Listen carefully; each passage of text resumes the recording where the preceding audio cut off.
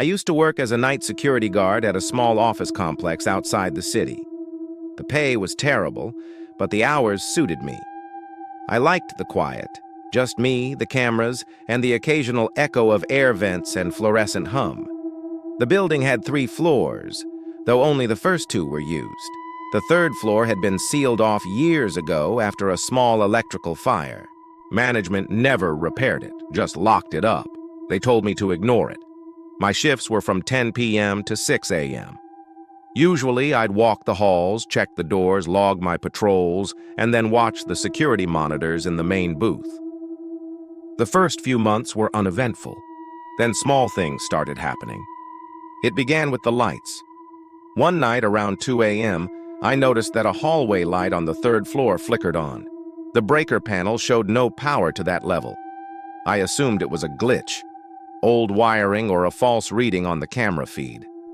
Then came the noises. Footsteps, slow, deliberate ones, pacing across the ceiling above my booth. Always between 2 and 3 a.m., I reported it. The building manager, David, said no one had access to the 3rd floor. He even showed me the only key, kept in a locked safe. The following week, the motion sensors on the 3rd floor began tripping every night. The cameras, though, never showed anything. Just static for a few seconds, then normal again. I started to feel watched.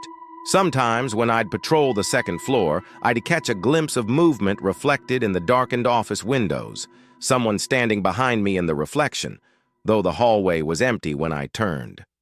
One night, I brought my flashlight and decided to check the 3rd floor myself. I know, stupid, but I needed to prove to myself it was just old wiring or rats or something explainable. I found the emergency key in the control room.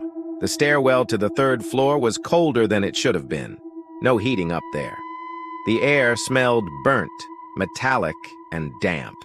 When I unlocked the door, the hinges groaned. My flashlight beam cut through a long, empty hallway. Burn marks covered parts of the wall.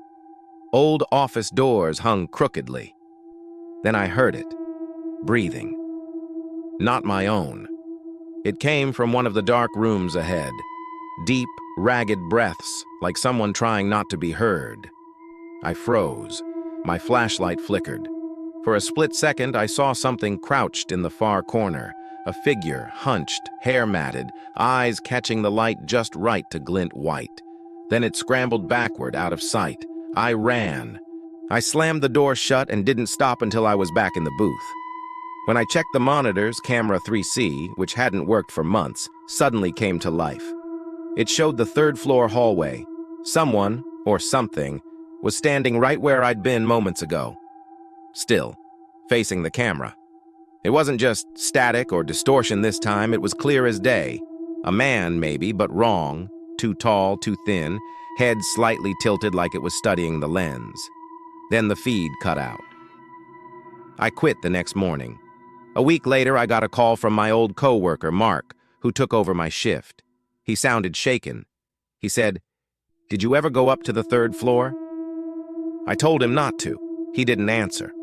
All I heard was a faint tapping, 3 knocks, slow and hollow, and then the line went dead.